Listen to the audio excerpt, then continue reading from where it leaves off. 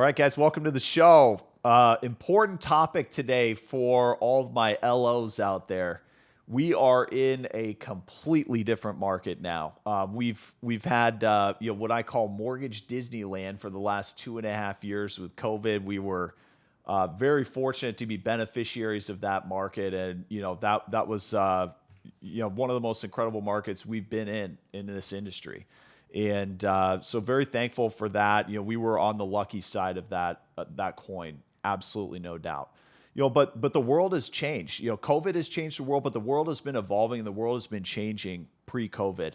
And I believe our industry is going through some major changes over these next 12 months. There already have begun, and we need to adapt to thrive in the coming market because we're in a rising rate environment right now, and it's going to continue for some time. It's hard to know, how long we could see rates elevated, and things are going to get more difficult from here. So 3 strategies that I'm focusing on in 2022, and this is my pivot for 2022. I'm challenging myself to do business in a different way. I've been in the business for almost 16 years. I've been in the top 0.25% of LOs nationwide. I've been very fortunate to have some high levels of success on my team, but I feel so strongly about how this market is changing and how our industry is going to change going forward that I'm retooling my business this year. And it's a big restart, but it's needed to be able to thrive in this market going forward. And when we adapt to these kinds of changes, it actually creates an opportunity where we could take our business to new heights because we're doing new things, we're implementing new systems, and we're getting business in new areas that we were not before. So I want to take you through the 3 main pivots that I'm making in 2022 and why I feel that's so important. So the first is building a personal brand.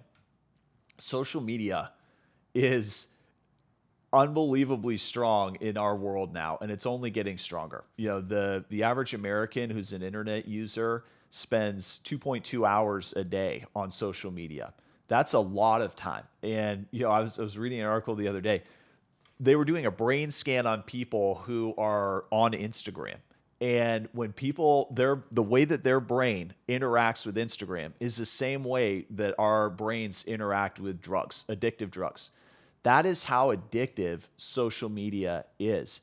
And, it's easier entertainment than what we've had in the past. Like if you get onto your TV and you want to watch TV, you've got to surf through the channels and figure out what you want to watch, or you've got to pre-record your favorite shows. You got to fast forward through commercials. You get on Instagram and you start swiping up, and the algorithms are putting in things that you want to see based on what you normally look at.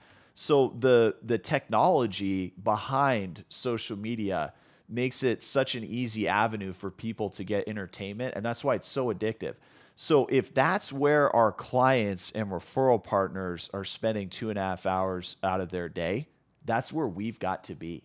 And I've seen, partners and peers of mine in this industry go all in with social branding. We've seen influencers on social media, like Ryan Serhant. I saw a post from him the other day. He's starting a coaching platform, and his entire premise of his coaching platform is building your social brand. And it's because this is where people are spending their time every day. So our industry has been woefully incompetent at building a social brand, and it's not something that our industry has really focused on. And I think that's where we're going. I think that's where we need to be, and we're already there. So that's a huge focus of mine is building a personal brand.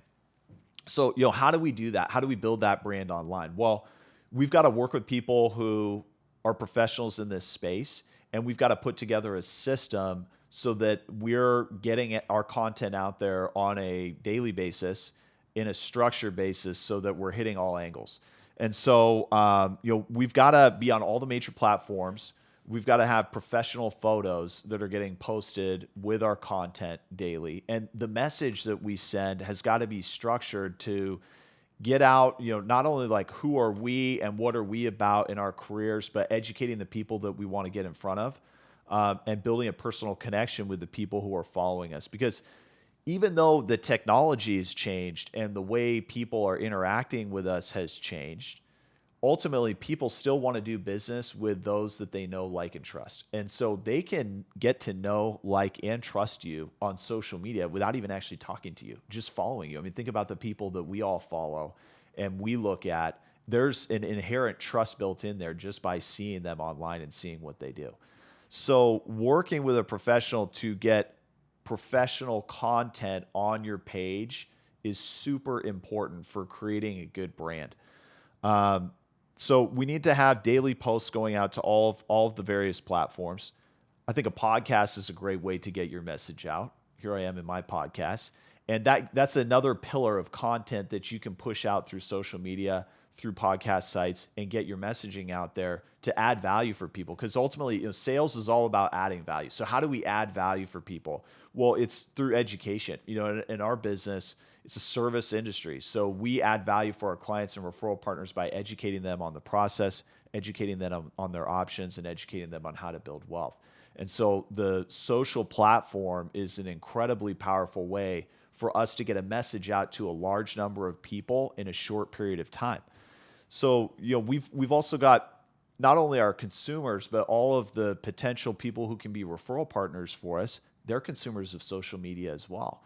And with COVID, a lot of the events, in-person events that we would have in our industry, home tours and lunch and learns and industry, like awards ceremonies and those types of things, not nearly as prevalent in today's world. So, it used to be all about I used to be fully focused on how do I get in front of real estate agents and other referral partners face to face and see them and build a relationship with them and then, ultimately get business with them. Now it's much harder to get the FaceTime with people because there aren't as many in-person events. So social media, that's a space that they're in over 2 hours every day. If we're doing it right, we're going to be coming up in their feed on a daily basis. So that's it. And if you think about it, when you're going face to face with people, say I used to do a lot of home tours. So say I'm on a home tour, I might be with 10 realtors, 15 realtors at one time. I can only talk to one of them at a time, 2 or 3 of them at a time. And so it's much less efficient face to face, where social branding, I can get my message out to 1,000 people with one video. So very powerful from a efficiency perspective and from just a numbers perspective of being able to contact people. Here's the other thing with social media, and I've really opened my eyes to this, is that we're no longer geographically restricted in our business. So my focus used to always be that I wanted all of our clients to come in and meet me face to face for a consultation in my office. I want to bring, they have to bring their kids in. They've got to get directions to our office. They've got to drive in with their paperwork. They meet me here. We got to do some chit chat. Then we go through the loan presentation. By the whole time that whole thing is done, it's an hour and a half. They've had to take time out of their day to make that happen. I've taken an hour and a half out of my day to make that happen. Now everything's done over Zoom. And so for our clients, they don't have to pack up their kids and drive into our office and take time off of work. They can meet me for a 30 to 60-minute Zoom consultation, get the same information, get the same personal interaction with me, but in a much more efficient way. It also does not matter where they are. So I grew up in Seattle, and right now I have a license in Washington State and I have a license in Arizona.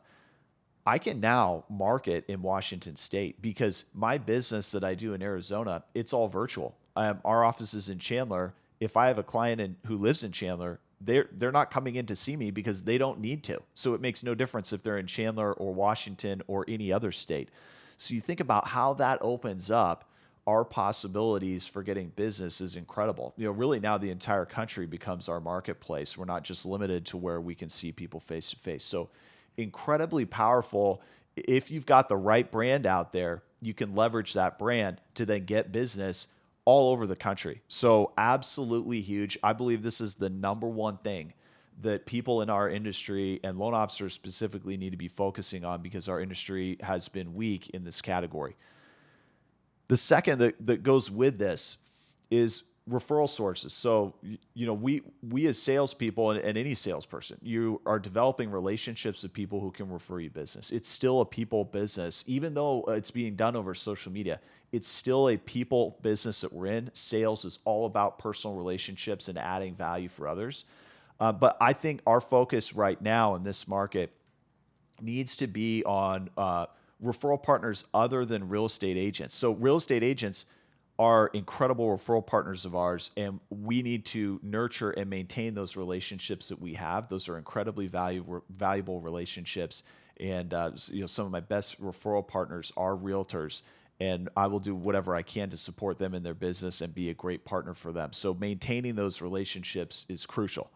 But I think we should focus time on acquiring relationships with new referral partners such as financial planners, CPAs, family law attorneys, life insurance professionals. This is a segment of people who interact with and have clients who have money, who are able to purchase real estate, who are well qualified, and these people don't get nearly as much noise from loan officers as real estate agents do. Every loan officer in the game right now is calling real estate agents, asking them for referrals. The realtors are overwhelmed with the following from loan officers and the chasing from loan officers to try and become their preferred lender. That's a very noisy space to be in. That's a difficult space to be in right now. We needed to be focusing on real estate agents the last 2 years when lenders were consumed with refinances and not giving their agents the service that they should have been giving them. In this market today, we should focus on these other groups who aren't getting all the attention from loan officers, where the noise isn't. And it's an incredible space for us to be in. And it's an opportunity where we can get a ton of business. And you think about a financial advisor, like if someone's financial advisor says, hey, go call my guy Jeff over at Cross Country Mortgage. He'll get you set up for your second home purchase. He does a great job. This is the person who advises these clients on their finances. Like that client is not going to question what you're offering them. They are going to implicitly trust you because they trust their financial advisor with their wealth. I mean, with the most important thing, their investments, their financial security, they've handed over to their financial advisor. So when that person gives you a referral and an endorsement, that's an incredibly strong recommendation. You're going to close a very high percentage of that business. So, that's where I believe that we need to be right now. Go in the opposite direction of the herd. Go somewhere where you're not going to be overrun with all the noise and all the LOs out there. So LinkedIn, LinkedIn is one of the biggest social media platforms. 690 million members of LinkedIn. 80% of business-to-business referrals go through LinkedIn. I haven't done anything on LinkedIn for years. But I've now refocused in LinkedIn, and that's one of the social media platforms that I use on a daily basis. And that is an unbelievable place to go for relationships because 690 million members, CPAs, financial planners, attorneys, they're all on LinkedIn. And there's tons of opportunity for you to get new relationships with them in mass. So there's Sales Navigator, which is like the professional level of LinkedIn. Got to sign up for that. That gives you a searching ability to be able to search by occupation type, location, employer size, years of experience in the business, all these different variables. So we want to put together lists using Sales Navigator of our target financial advisor. A target financial advisor would be someone with at least 5 years of experience so that they've got a book of business. It would be someone who's at a mid-size firm and they're not going to mid-size to smaller firm and they're not going to have, like if it's a Merrill Lynch, they're going to be sending their business to Bank of America. If it's a firm that's 10 or 15 people and the advisor is the owner of the firm, they're independent. They're not required to send their mortgage business to the mortgage division of their company. So Sales Navigator allows you to filter a search to get to that group of financial advisors who are that avatar that you would want to go after for referrals. Who's that partner who could be someone who refers you a lot of business.